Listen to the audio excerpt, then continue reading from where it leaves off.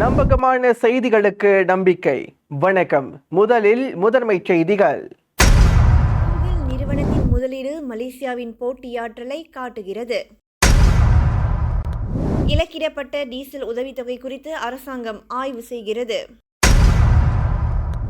SPM தேர்வு எழுதாத 399 மாணவர்கள் மீண்டும் தேர்வு எழுத உள்ளனர். ஸ்லாங்கூர் கால்பந்து அணி தண்டிக்கப்பட்டது குறித்து MFL விளக்கம். TR கேங் கும்பல் வழக்கு ஷாலாம் உயர் நீதிமன்றத்திற்கு மாற்றப்பட்டது. கூகுளின் சமீபத்திய முதலீடு மலேசியாவின் போட்டித்திறன், வணிகம் செய்வதை எளிதாக்குவது மற்றும் இலக்கவியல் கண்டுபிடிப்பு முதலீடு வர்த்தகம் தொழில்துறைக்கான பிராந்திய மையமாக வளர்ந்து வரும் முக்கியத்துவத்தை எடுத்து காட்டுகிறது என்று அமைச்சர் தங்கு ஜஃபர் அசீஸ் இன்று தெரிவித்தார். பிராந்தியத்தின் இலக்கவியல் பொருளாதாரத்தை வழிநடத்தும் நாட்டின் திறனையும் இந்த முதலீடு அங்கீகரித்ததாக அவர் கூறினார். அடுத்த ஆண்டு ஆசியான் கூட்டத்தை மலேசியா ஏற்கும்போது இலக்கவியல் பொருளாதாரத்தை பிராந்திய ரீதியாக வலுவாக ஊக்குவிக்க மலேசியா விரும்புவதால் இது குறிப்பாக பொருத்தமாக இருக்கும் என்று அவர் கூறினார். கூகுளின் வருகையால் ஆயிரக்கணக்கான உயர் திறமையான வேலைகளை உருவாக்குவது மட்டுமல்லாமல் எங்கள் வணிகங்கள் மற்றும் பொதுத்துறையின் இலக்கவியல் மாற்றத்தை துரிதப்படுத்தும், மேலும் தொழில்நுட்ப தலைமையை வலுப்படுத்தும் மற்றும் தென்கிழக்கு ஆசியாவில் தொழில்நுட்ப மையமாக மலேசியாவின் நிலையை ஆதரிக்கும் என்று அவர் கூறினார். இலக்கவியல் மயமாக்கல் மற்றும் செயற்கை நுண்ணறிவு ஆகியவை நிலையான மற்றும் உள்ளடக்கிய சமூக பொருளாதார எதிர்காலத்தை வடிவமைப்பதில் முக்கிய பங்கு வகிக்கின்றன என்று அவர் குறிப்பிட்டார்.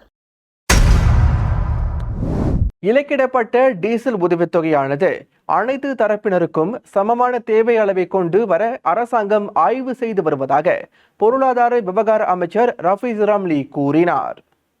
டீசல் உதவித்தொகை நிலையான பிறகு அனைத்து தரப்பினருக்கும் வழங்கப்படும். தற்சமயம் டீசல் உதவித்தொகை பெறுபவர்களுக்கு முன்னுரிமை அளிக்கப்படுவதாக அவர் கூறினார்.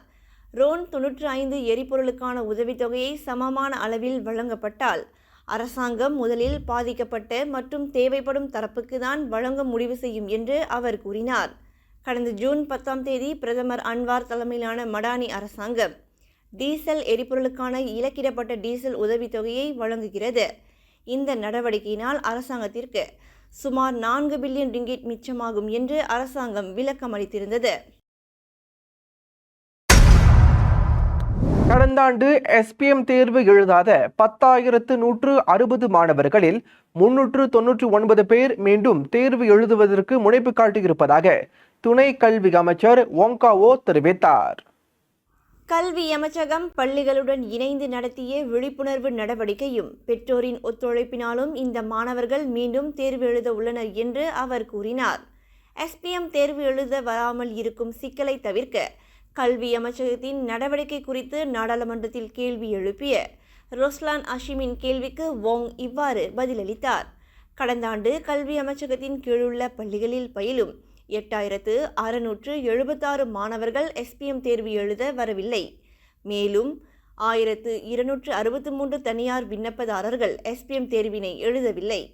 அரசு மதப்பள்ளிகள் மற்றும் தனியார் பள்ளிகளில் இருந்து 221 பேர் SPM தேர்வினை எழுதவில்லை என்று அவர் கூறினார்.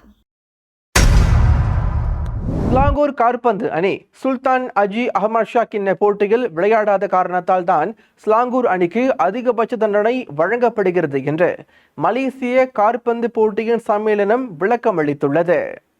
ஸ்லாங்கூர் அணிக்கு 1 லட்சம் ரிங்கிட் அபராதமும் 3 புள்ளிகளும் தள்ளுபடி செய்யப்படுகிறது.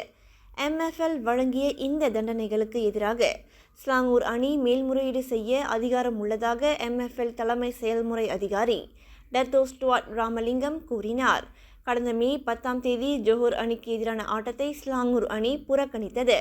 தங்கள் அணியின் வீரர் ஃபைசால் அலீம் அமில தாக்குதலுக்கு இலக்கான நிலையில் மற்ற விளையாட்டாளர்களின் பாதுகாப்பு கருதி ஸ்லாங்கூர் அணி விளையாடவில்லை. ஸ்லாங்கூர் அணி மேல்முறையீடு செய்ய 3 முதல் 4 நாட்கள் உள்ளதாக அவர் கூறினார்.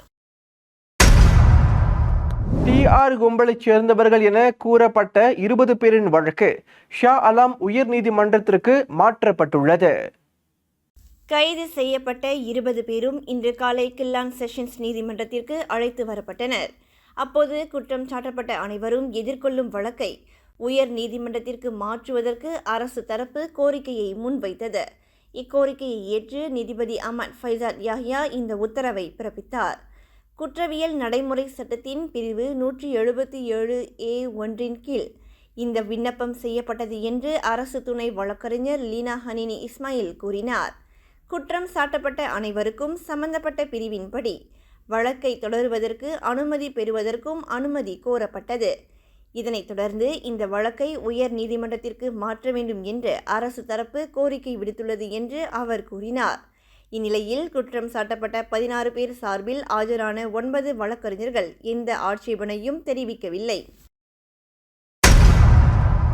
இத்துடன் செய்திகள் நிறைவடைகின்றன. மலேசியா உட்பட அனைத்து செய்திகளையும் உடனுக்குடன் தெரிந்து கொள்ள தொடர்ந்து நம்பிக்கை ஊடகத்தோடு இணைந்திருங்கள். வணக்கம்.